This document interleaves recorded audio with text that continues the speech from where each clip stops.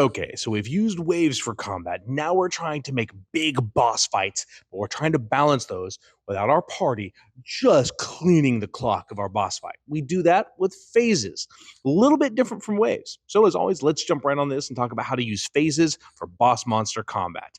So, with boss monsters, the biggest thing here is the usage of phases. Now, we're going to talk about something else. We're going to go back to our action economy first, right? The action economy meaning if I have one big boss monster, the first thing that I really need to do here is make sure that that boss monster is balanced with action economy. If I've got 4 players, I really need that boss monster to have 3 to 4 actions per turn. That also means 3 to 4 saves per turn. We need to allow boss monsters to be able to come back from being removed from combat. A stun cannot last 4 rounds. It can if that boss monster keeps failing its saving throw. But every time its legendary action or its action turn comes up, it gets another chance to save. I know that's not rules as written. I know it's a homebrew rule. But with a boss monster, once your party hits level 5, they can stun lock a boss monster like a biatch. So watch out for that. So we're going to assume a couple of things for our boss fight. Number 1, we have balanced the action economy. 1, we've done this with minions so that the players can take out. 2, we've done it with legendary or actionable items that aren't always attacks on the boss monster's turn. So we've done one of those 2 things, and if it's minions and the players can take those minions out, the boss monster can bring those minions back. Okay? We're good there. We've decided that. Next thing we're going to do is talk about phases. Phases are very similar to waves, meaning that this allows us to balance a boss monster fight by introducing different phases where things change during combat. Those phases can go faster or slower depending on how well the party is doing. In fact, you can remove phases if need be, meaning if the players come in and just clean that clock of that monster and it's out and they kill it immediately, the next phase is on. Now, we can do this in a couple of different ways. Imagine a dragon, if you will. First phase, players wipe in, just okay, dragon flies away. For the most part, it's a pretty good way for a dragon to get away. Somehow, the players lock that dragon down and keep it from flying away. Okay, then we begin phase 2. I don't know what phase 2 is. Maybe the dragon has a magical item that heals half of its hit points or stuns the party for 1 turn. And instead of killing the party, it flees again. Okay, Richard, that's Deus Ex Machina. That's the last thing we want to do is make it feel like the players don't have choice in action. You're right. So think about that. Think about what you've already used on your players and what the players haven't considered in this effect. Maybe the boss monster does use something. Maybe it's an ogre and it chugs a potion of giant strength and healing and it gets half of its health back and it grows the thing, right? Well, that's an item interaction, or maybe it's an action, or maybe it's a legendary action. Maybe the players haven't readied an action to disarm it as it goes to chug, because that would be something they could do, but they don't know that it can do this. The bottom line is something happens that causes phase 2 to begin.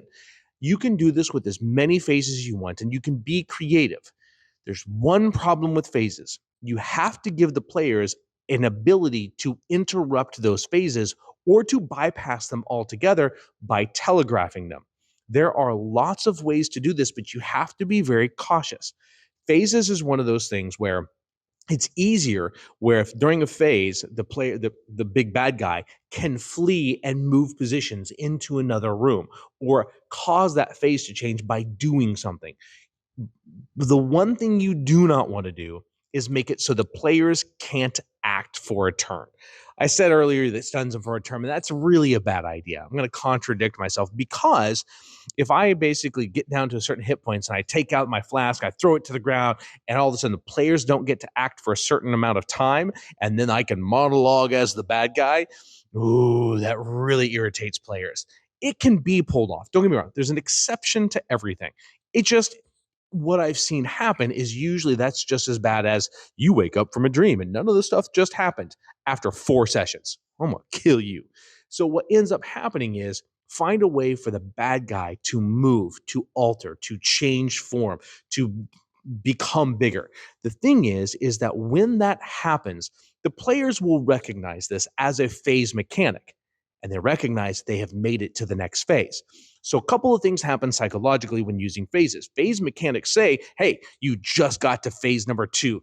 For the players, that is, okay, we are this much closer to beating that. For the player knowledge, this is one of those things where we separate player versus character knowledge. And while we may be role playing, we are still playing a game. And as players, we want satisfaction and fun. So moving from phase 1 to phase 2 feels like an accomplishment. That's the good part about phases. When you move the phases, telegraph that the phase has changed. The monster's bigger, beefier, something's happened, minions are called, reinforcements are on their way. That is the key. So when you do that, it will make a huge difference in your game because the players get satisfaction. You now can balance each phase of the fight and still make the players feel like they're progressing as they go through this. The one thing you can't do is make it feel like player actions don't matter. Don't use phases to negate what the players have done. That's the key. As long as the phases are showing the player's actions matters, you can have as many phases as you'd like. However, you can use phases as often as you can use waves. If every fight you do has phases to it, your players will become desensitized. So it's something that works very well for boss fights, telegraphs of boss fights, and sometimes don't use the same mechanic. You got to be creative here. The potion chug for the full health, the potion chug for the mutation to make them grow, the smoke bomb to make them disappear, and then they don't just wreck the opponents, they actually leave, but the door opens behind them so the players can follow them through. You have to use different mechanics to show the transition of the phases. If every time someone chugs a potion and turns into a mutant monster, it gets old. Just like video game mechanics, phases in TTRPGs work very similarly. Telegraph, let the players know, let the players feel that progression. And otherwise, if you need to skip a phase or make a phase longer, or you realize that the second phase doesn't work and you skip to the third, you have that ability. Do not be rigid in your phases, but also make sure the players feel like their actions matter transitioning those phases. So, as always, guys, we will see you next time. Talk to you soon.